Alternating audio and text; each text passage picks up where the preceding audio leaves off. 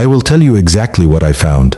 The entrance was dark, not dim, dark. The kind of dark that exists when a place has been closed for a while and the last person to leave did not bother with the lights because they expected to return soon. There was a mat inside the door, one of those thick rubber ones, and it was wet. Not from me. It was already wet when I stepped onto it, which told me someone else had been inside recently and had come in from the rain the same way I did. I stood on it for a moment and looked ahead into the interior before I moved further inside. That was instinct. The same thing I do when I enter any unfamiliar space. I pause. I take it in. The floor beyond the mat was old wood, dark stained. The boards were uneven in places, slightly warped, and my shoes made a sound on them that I remember clearly.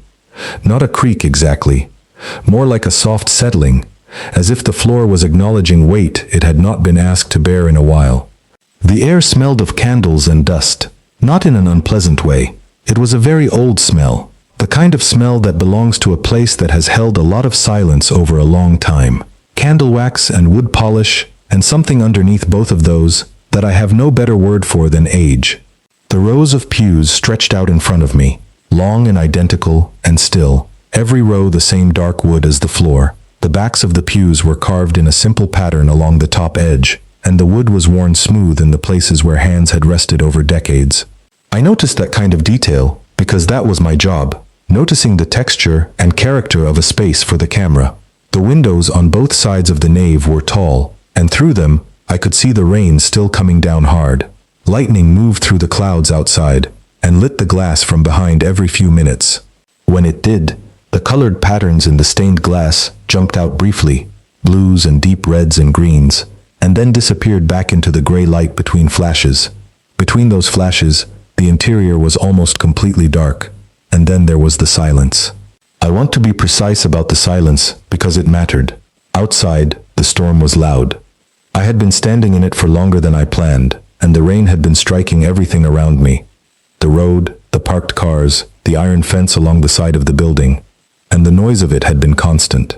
When I stepped inside and the door swung back behind me, that noise disappeared almost completely. The windows muffled it. The thick stone walls absorbed it. What was left was almost nothing, a faint suggestion of weather rather than weather itself. I became aware of the sound of my own breathing. That does not sound like a significant thing, but when you are in a space that large and that old and that quiet, and the only sound you can hear is the air moving in and out of your own lungs, it changes how you think about the space. The breathing sounds too close, too present, like the room is amplifying it slightly simply because there is nothing else to amplify. It makes the building feel much larger than it looks, and it makes you feel very small inside it. I stood near the entrance for a moment, just standing, listening to my own breathing and to the barely there sound of the rain outside and to the nothing that filled the space in between.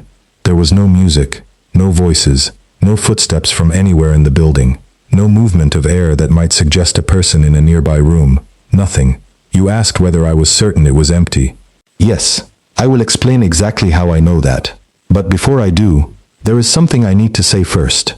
I need you to stay with me for a moment. What I am about to tell you is difficult, not because it is complicated, because parts of it I have not said out loud to very many people. And saying it out loud still costs something. So if you are here, if you have found this, and you are listening, I am asking you to stay. My name is Amir. I am 47 years old. And for most of my adult life, I have worked as an Imam and as a community counselor in Australia. I was trained formally in Islamic studies. I spent years advising families, settling disputes between neighbors, answering questions about faith. I knew how to sit with people in difficult moments. I believed I had a clear understanding of what was true and what was not. I had spent a long time building that understanding, and I was confident in it. That confidence is part of what I need to explain. I need to explain why I was in that church, but I cannot explain that without first explaining what kind of person I was before I went inside it. And that part is harder to say. I spent years speaking publicly against Christianity. Years. I am not talking about quiet private disagreement or the kind of personal theological position that a man keeps to himself. I gave formal talks. I participated in organized debates. I wrote things that circulated online and in print among people in communities like mine. I told anyone who would listen that the Christian idea of God becoming a man was not theology, it was mythology. I told them it was a story that people had built around their grief and their need for comfort, and that it had no basis in anything a reasonable person could accept. I was measured about it. I was careful. I used sources. I cited scholarship. I was never crude about it, and I was rarely unkind in tone. But the position underneath all that careful language was not moderate. The position was, these people are wrong, and I am one of the people equipped to explain exactly why. I did not believe I was being cruel. I believed I was being honest. I had been taught certain things, and I had studied those things seriously, and the study had convinced me. I thought the kindest thing I could do for people who believed differently was to give them better information. That was how I understood it. That was my frame. But I want to be accurate here. I was also proud of it. That is the part I have had to reckon with most honestly. I was proud of being the person in the room with the clear head, the one who was not confused, not emotional, not swayed by stories. I had built an identity around that kind of certainty over many years. I liked how it felt to stand inside it. There is a particular satisfaction in believing that you understand something better than the people around you understand it. And I had been living inside that satisfaction for a very long time. I remember specific moments. I remember a man who came to me once, not for counseling, just a conversation, and he told me he had experienced Jesus. Those were his exact words, experienced Jesus. He was not unstable. He was a professional man, an engineer actually, someone whose work required precision and evidence and clear thinking. He was calm when he told me this, thoughtful. He described something that had happened to him during a period of serious illness, when he had been in hospital for several weeks and had faced the genuine possibility that he would not recover. He said the experience had changed him completely. Not his personality. He was the same man his family had always known, but something underneath the personality. Something about what he was certain of.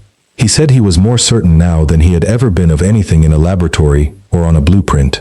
I listened to him. I let him finish without interrupting, because I was, at minimum, professionally courteous. And then I told him plainly and carefully that what he had experienced was his own mind under extreme stress. I said that the human brain in a medical crisis produces exactly the kinds of experiences he was describing: the sense of presence, the sense of being known, the sense of peace following terror.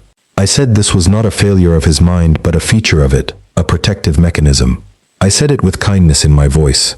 I genuinely believed I was helping him by giving him the accurate explanation rather than allowing him to build his life around an experience that had a more ordinary cause.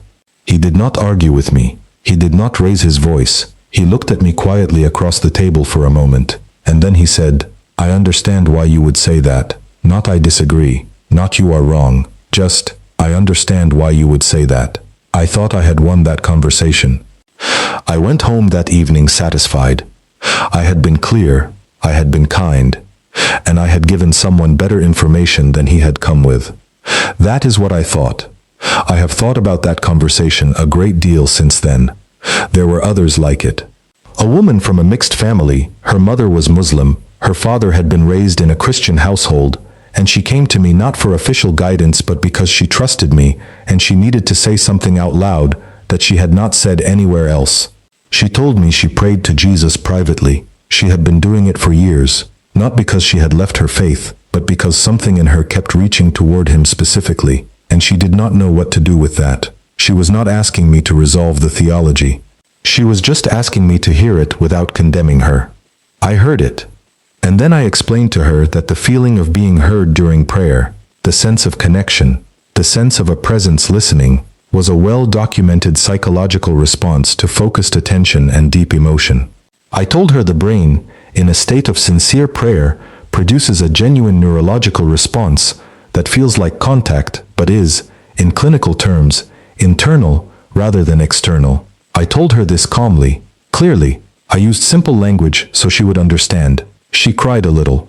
Not dramatically, she was a composed person. Just quietly, the way someone cries when they have brought something to a person they trusted, and that person has handed it back to them in a shape they did not recognize. I remember thinking she needed better information, not sympathy. I have thought about that a great deal too. There was a younger man, university student, engineering again. I notice these things now. who attended a community event where I was speaking. He came up to me afterward with a question that he had clearly prepared. He was nervous, but he had thought it through. He asked me whether I had ever genuinely considered the possibility that the resurrection accounts in the Gospels were historically reliable, not spiritually reliable. Historically, he had been reading scholarship, real scholarship, peer-reviewed material, and he laid out some of the arguments carefully.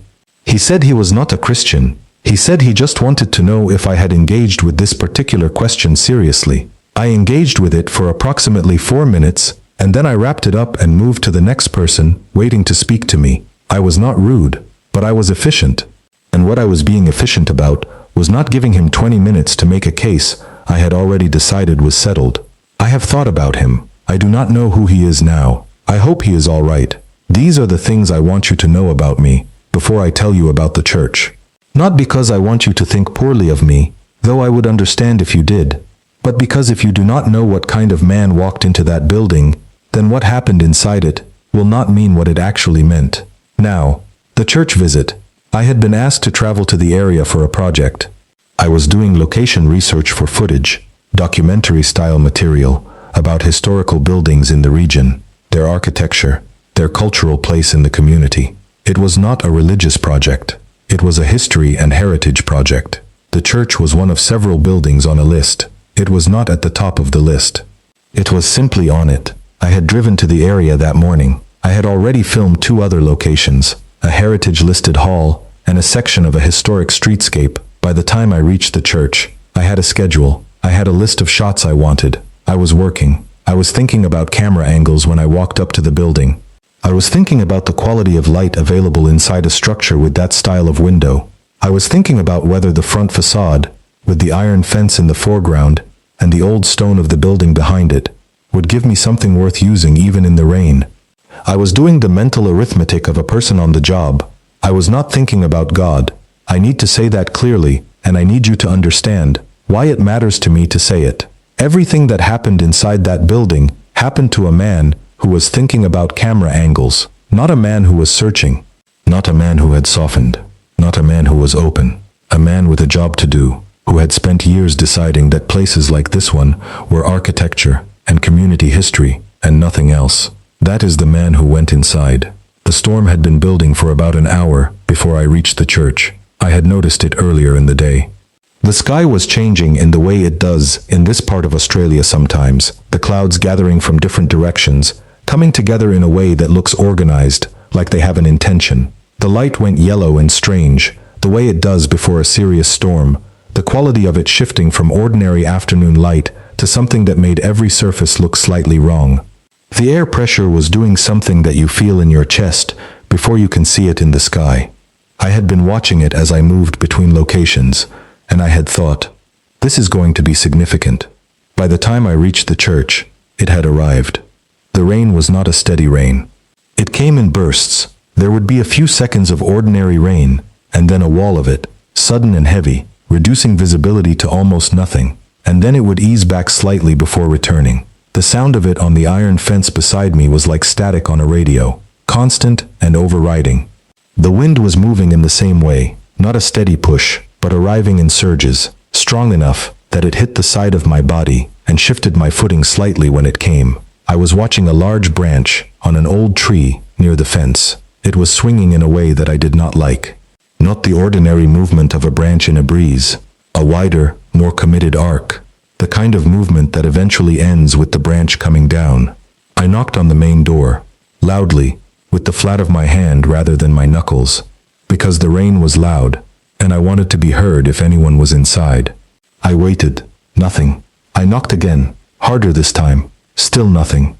I stepped back and looked up at the building, the windows, the roofline, as if I could tell from the outside whether anyone was inside. I could not. I tried the handle. The door did not open freely, but it moved. It was not locked in the way a deadbolt locks, that feeling of absolute refusal, of a mechanism engaged. It was the kind of resistance that comes from a door that has settled and swelled slightly in the wet weather and needs pressure to shift. I put my shoulder against it and pushed steadily, and it opened inward with a sound, not quite a creak, more of a releasing, like the building was exhaling. I stepped inside. My intention was practical. I wanted to wait out the worst of the storm, and then continue. I thought someone from the church would arrive. These buildings have caretakers, cleaners, people who check the premises regularly. I genuinely believed I would wait 20 minutes, perhaps 30, and then explain my presence to whoever showed up. I had my ID and my project documentation in my bag. I was not concerned about it. What I was not going to do was stand out there and wait for that branch to come down. I went inside, and I began to check the building. I want to walk through this carefully, because it becomes important later. I started in the main nave. I walked the full length of it on the left side, looking into each row of pews as I went. The rows were close together, but there was space enough to see whether anyone was sitting or lying in them. I looked into every single row. I walked back down the right side and did the same thing. Nothing. The pews were empty. I walked to the front of the nave, to the area directly before the altar. I looked behind the altar itself. There was a low step up to the altar platform, and a cloth on the surface, and a brass cross, and candle holders. Behind the altar there was a narrow gap between the altar and the wall at the back. I looked into that gap. No one. I moved to the left side corridor. It was a narrow passage off the side of the nave, running parallel to it. I tried the first door, a small office, a desk, a filing cabinet, a computer that was switched off, a chair. No one. I tried the next door, a storage room, folded chairs stacked against the wall, cleaning supplies on a shelf, a mop and bucket in the corner. I looked behind a stack of chairs. No one. The third door was a room with a lockable wooden cabinet against one wall, a small bench, a wall-mounted crucifix above the bench. The cabinet was closed. The room was perhaps 3 meters by 3 meters. I looked into every corner. I called out, "Is anyone in here?" My voice sounded flat, absorbed by the small space. No answer. Nothing. I went up a narrow wooden staircase at the back of the building to the choir loft. It ran across the full width of the building above the entrance, looking out over the nave below. There were chairs arranged in rows up there, and a music stand, and several folders of sheet music arranged on a wooden shelf along the back wall. I checked behind the rows of chairs. I looked in the corners. I looked over the railing at the nave below. Empty. I came back down the staircase. I found the sacristy, the preparation room behind and to the right of the altar area. There was a wardrobe with its doors partly open. I opened them fully. Robes and vestments on hangers. No person. There was a table with a white cloth on it, a small sink set into the wall, several brass items arranged carefully on a shelf. I looked under the table. I checked behind the open wardrobe door. Nothing. I called out again from the middle of the nave. "Hello, is anyone in this building?" My voice went up into the roof and disappeared. No one answered. I had done a thorough check. Every room, every corner I could reach. I had called out multiple times and heard nothing back. When someone asks me now, and people do ask, whether anyone could have been hiding inside that building without me finding them, I do not say it is impossible. I say only that I do not believe it. I check the way a person checks when they have a genuine reason to know. Not carelessly, not quickly, with purpose and attention. And I found no one. I went back to the nave. I took my camera out. I had a good camera for this work, a professional level video camera, reliable in low light, with a strong built-in microphone that captured ambient sound well. I pressed the record button and began walking slowly through the space, speaking quietly into the camera, the way I did when I was documenting a location for myself to review later. Not narrating for an audience, just noting what I saw so I could decide later what was worth using. I talked about the pews, the quality of the wood, the worn smooth edges of the armrests, the pattern carved along the top of the backrest. I filmed the altar from the far end of the nave and then walked slowly toward it, filming the approach. I stopped to film a section of stained glass during a lightning flash. The light came through the colored panels and moved on the floor in blues and reds and yellows as the lightning shifted. That was genuinely beautiful, and I said so on the recording. I am a professional. When something is beautiful, I note it. The camera was picking up the storm clearly through the windows. Every surge of rain, every burst of wind against the glass, and periodically, the wind would hit the building with enough force that the old frame would respond, a low sound that traveled through the walls, as if the building were adjusting to the pressure. That was also worth documenting. I walked back to the center of the nave and continued filming. I was doing the job I had come to do. I was being professional. I was in a building I had checked, doing what I had been asked to do, and nothing about those minutes was unusual. At this point in the footage, There is nothing that I cannot explain. A man alone in an old building, documenting it during a storm. Completely ordinary. Then something changed. It was not a sound. My first instinct afterward was to look for a sound, and I could not find one. It was not a smell. It was not something I saw move or shift in the space around me. It was a change in the temperature of the air immediately surrounding my body. Not a draft. Not the cold of the windows or the cold of the old stone floor coming up through my shoes.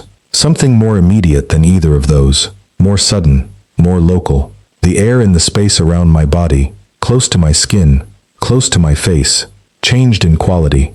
It is very difficult to describe. Not colder, exactly. Different, changed. The way the air on your skin changes in the moment a storm arrives, that single second when the atmosphere shifts. Except that I was already inside. I stopped walking. I had not decided to stop. My feet simply stopped while my mind was somewhere else. I became aware after a moment that I had lowered the camera. My hand was still around it. My fingers were still on the grip, but the camera was pointing at the floor, and I had not chosen to lower it. My body had done that, while my attention was occupied with the change in the air. I stood in the center aisle, and I listened, not for something specific. I could not have named what I was listening for. I was simply listening the way a person listens when their body has told them that there is something to hear, even though the mind cannot yet say what it would be. The rain, the wind, the settling of the building. Nothing new, nothing I could not identify and account for, but the sensation did not stop. And I want to be careful here about language. I spent many years telling people that what they called spiritual experience was, in more accurate terms, a heightened emotional state, that feelings were not reliable. That the most important thing you could do in a moment of strong feeling was to slow down and identify the actual cause. I believe there is truth in that. I still believe that. But what I was experiencing standing in that nave was not something I recognized from my own emotional repertoire. It did not feel like emotion. It felt more like information, like the way it feels when you become aware that you are not alone in a room before you have seen or heard any evidence of another person. The body receives it before the mind does. The body has already processed it by the time the mind catches up and asks, "What changed?" I said this to the questioner, and I want to say it again here. I did not see anything at first. That is important. I felt something before I saw anything. I began looking around the church again. Every row of pews I could see was empty. The altar area ahead of me was still. The stained glass was dark between lightning flashes and bright during them, and I could see nothing against the glass. I turned slowly and looked back toward the entrance. The main doors were closed where I had left them. The corridor doorway off to the side was in the same position. I had propped it slightly open with my bag so I could hear if anyone arrived, and the bag was still there, and the door was still at the same angle. I looked toward the choir loft stairs. The staircase was empty. I stood and I looked at each area in turn, and each area was exactly as I had left it. And the sensation remained. Then I looked toward the far end of the church, past the altar, toward the back of the nave on the far side of it. The area was in shadow. The stained glass windows there did not catch the lightning the same way the side windows did. But I noticed that the quality of the light in that area was not quite the same as it had been when I first walked through it. I cannot be more precise than that. Not brighter, not darker, just different, changed. I began walking toward the altar, slowly, still holding the camera but not raising it. I passed the first row of pews. I passed the second. I moved through the space in front of the altar, and I saw him. He was standing farther down the church. I would estimate 20 meters from where I was, possibly a little more, far enough that I had to look with attention to see his face clearly. Close enough that I could see his face clearly once I did. I did not say his name. Not in my mind, not out loud. My mind did not produce a name. My first thought was a practical thought. There is a person in this building who was not here a moment ago. That was the thought. Clear, factual, followed immediately by the question of how. I had checked every room. I had called out. I had walked every aisle. I had looked in every corner. And yet, a man was standing in front of me, in the middle of a building I had verified was empty minutes before. I looked at him, and I tried to begin describing him to the person questioning me, and I will try again here. His clothing. I started with that because clothing seemed like the most concrete thing. What a person is wearing is usually straightforward to describe. You say the color, the style, the material if you can identify it, and you have told the person something useful. I began describing what he was wearing, and I stopped. That is not quite right. I tried again. Different words, same direction. And again the description I was constructing felt like it was landing next to the thing rather than on it. Not because he was blurry, or because the light was too low. Neither of those was true. He was visible. He was clear. The description was the problem. It was like trying to tell someone the exact color of something that sits precisely between two colors. You can name the nearest colors, and you can say it is between them, but you cannot give them the thing itself. Every word I chose was a correct word that somehow did not add up to what I was looking at. I stopped.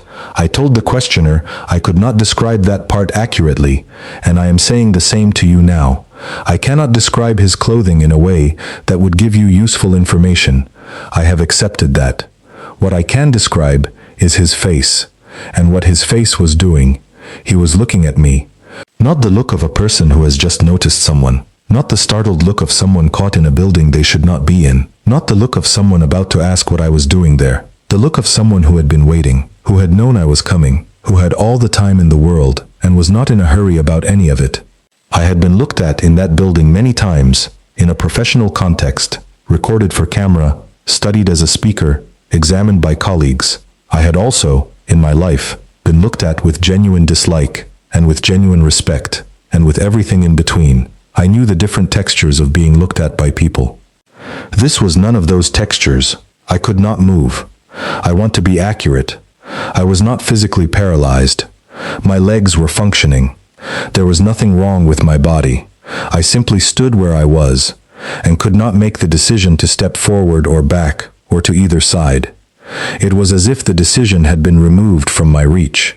Not blocked, removed. The option was not there. He was looking at me as if he knew me, not recognized me, knew me. The difference matters. Recognized means they have seen your face before. Knew means they have seen everything. Every room you were alone in. Every conversation you thought was private. Every moment you walked away from someone and told yourself you had done them a favor. Every version of yourself that you have never shown to another person. All of it known. All of it seen. In that look, I understood, standing there, that he was aware of every person I had explained away. Every frightened man or woman who had brought me something that cost them to carry and had received from me, in return, an accurate description of why their experience was not what they thought it was. Every moment, I had closed that conversation efficiently and moved on with my day. He was looking at all of that, looking at me through all of that, and I was afraid. I am going to say that directly because it is the accurate word. I was afraid. I have not been physically frightened of very much in my life. I am not a person who startles easily, or who is moved to fear by ordinary things. But standing in that nave, with that man's eyes on me, I was afraid in a way I had not been afraid of anything in a very long time, maybe ever. Not afraid of the man. Let me be clear about that. Not afraid of him as a threat. Afraid of the looking. Afraid of what was in it. Because the looking was not condemnation. That is what I could not process. I had spent my whole adult life operating on the assumption that if someone saw you clearly enough, really saw you, all the way through, what they found would justify judgment. What they would find would be, at minimum, grounds for a verdict. This was not that. The looking was something I did not have a category for. It was like being examined by someone who had already forgiven you for whatever they were going to find, who came to the looking without a verdict ready, who just looked. I did not know how to receive that. I had no frame for it. My whole understanding of accountability, of what it meant to be seen, was built on the assumption that being seen clearly was a prelude to judgment. This man's face suggested otherwise, and I was afraid of it, because I did not know what to do with it. And then he spoke, not loudly. He did not need to be loud. His voice reached me the way a voice reaches you when someone is standing very close to you and speaks directly to you, though he was not close. The sound of it went straight through the space without effort, the way a thing does when the space makes room for it. He said, "You have spent your life carrying people who were afraid. Tonight, let me carry you." I heard those words. I stood very still, because those words could not have come from a stranger, not because of any supernatural logic, because of what they knew, what they named. I had spent 20 years being the strong one, the one who arrived in a room and took on the weight of whatever the room held. The one who never said I don't know, or I am tired, or this is harder than I am letting you see. I had built my entire professional life around being the person who did not need what the people around me needed. I was the counselor. I was the Imam. I was the one you brought your fear to. I was not the one with fear. He named that, not in general terms, not in the way that a well-crafted sentence can seem specific, because it speaks to something universal. He named it specifically, in a way that could only be said by someone who had watched me closely for a very long time, who had sat in every room I had sat in, who had been in every conversation, including the ones I thought no one witnessed. That is what I felt when I heard those words. Not comfort, not peace, not the beautiful feeling that a person describes when they say they felt the presence of God. Not any of those things. Shame. First, the specific shame of being seen accurately by someone you have wronged. Because the words were kind words, and I had not been a kind person in many of the moments they were describing. And kind words aimed at the history of an unkind person have a particular weight. And then, underneath the shame, something else. Something I cannot name well. Something that began in my chest and moved outward slowly. Not emotion, not feeling. More like the release of pressure. Like when something has been held under tension for a long time, and the tension finally goes, and you realize only after it has gone, how long you had been carrying it, and how much of your energy it had been consuming. I looked at his hands. I do not know exactly when I looked. I became aware that I was looking, and that I had been looking for a moment before I knew I was. The inside of each wrist, the center of each palm, marks. Not fresh, not wounds that were still raw, but visible, clear, unmistakable in what they were. I knew what those marks were. I had read about them my whole life in a religious context that insisted they were the marks of a historical execution and nothing more. I had used them, in arguments, as evidence of a historical death, not a resurrection, just a death. I had never considered what it might mean to see them, on an actual person, standing in front of me. That was the moment I believed I was looking at Jesus. Not decided, not concluded, believed. The way you believe in the existence of gravity, not because you have thought carefully about the evidence, but because you are standing on the ground, and the ground is holding you, and there is no argument in the world that is going to make that untrue in this moment. I tried to speak. I tried to form a question.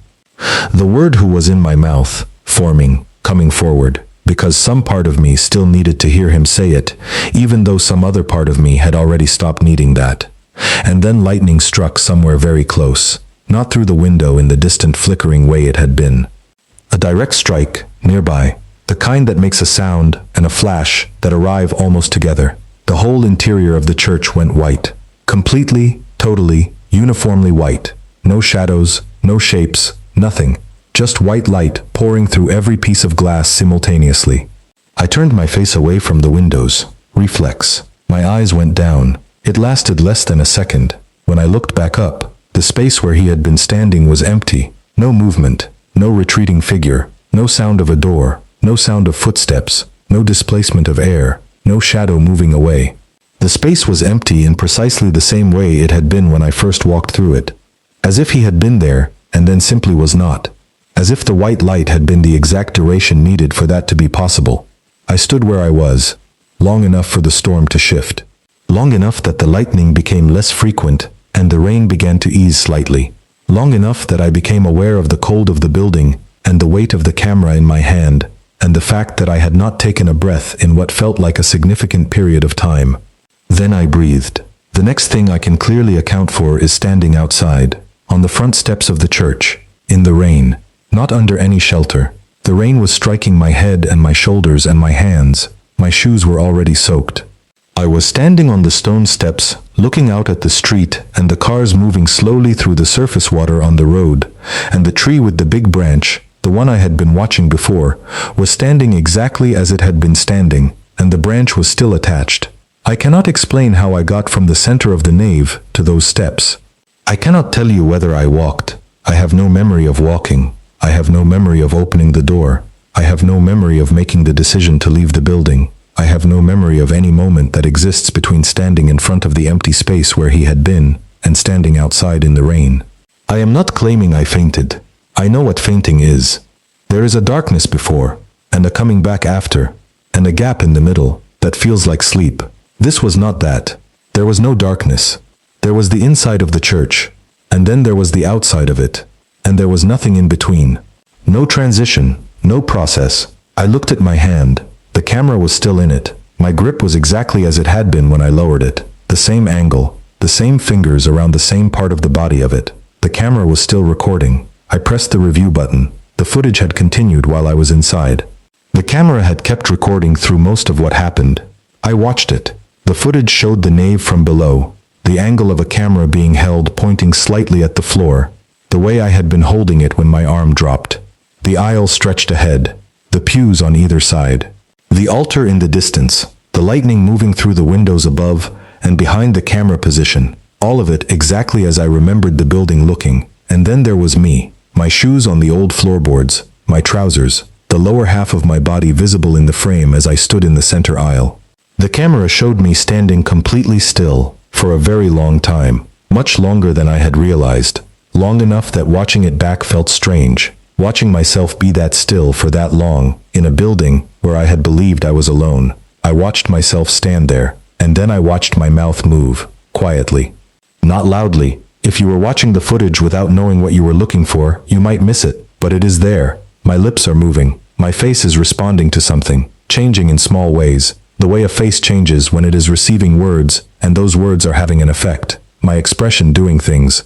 Small things, but real. And on the audio track, in the space where the words I was responding to should be, there is nothing, or almost nothing. If you listen very carefully, with good headphones in a quiet room, there is something in the audio, a frequency, a presence in the register, that is not quite silence. But there are no words. There is no second voice that you can hear and understand. Whatever was said to me in that church, the microphone did not capture it clearly. Whatever I said in return, the recording has only my side of it. And there is no second person in the footage.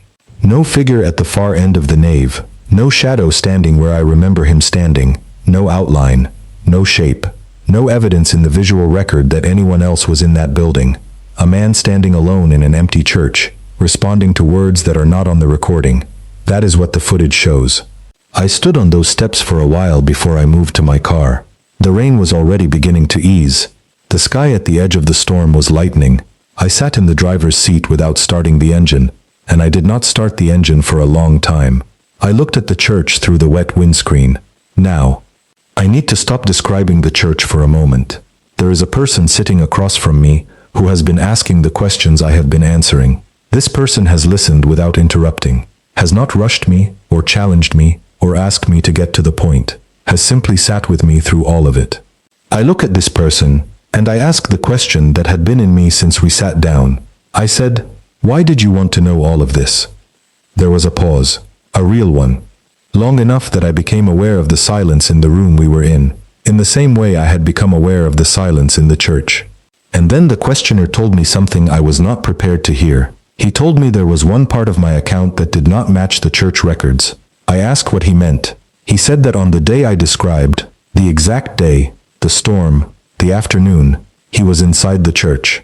I told him that was impossible. I said it calmly because I am a calm person, but I said it firmly, because I had checked every room, I had called out, I had looked behind doors. No one had been inside that building. He named the room, the small room off the side corridor, the one with the lockable cabinet, the one I had looked into, and said hello into, and heard my own voice return to me, flat and absorbed, with no answer. He said he was inside that room when I came to the doorway. He said he heard me call out. I went very still. I asked what he had been doing in the room. He said he was praying. I asked him how that was possible. He did not answer that directly. He looked at me, and the steadiness of it, the quiet, unhurried quality of it, was so close to the way I remembered Jesus looking at me inside the nave that I did not know what to do with the similarity. I sat with it for a moment. He told me that he remembered hearing my voice from the nave that day. I said, "What else did you hear?" He said he remembered hearing another voice, not his voice, a different voice, coming from the nave while I was standing alone in it. I asked whose voice it was. He said he did not know. He said only that it was not his. I asked whether he had seen anyone else enter the church that day. He said no. I asked whether anyone else had a way in. He did not answer. He looked at me again in that same steady way, and we sat with what that meant. I left the place where we had been sitting. I walked outside. The day was entirely ordinary. The kind of day that exists without any awareness of what is happening to the people inside the buildings around it. Cars were moving. The pavement was damp from earlier rain. People were walking past me on the footpath going somewhere, thinking about their own things, carrying their own ordinary weight. I put my hands in my pockets because they were shaking, and I did not want to look at them shaking. I thought about the church, about everything I now knew about what had been inside it. 2 people were in that building during the storm. I know that now. The man who was praying in the room, I checked and found empty.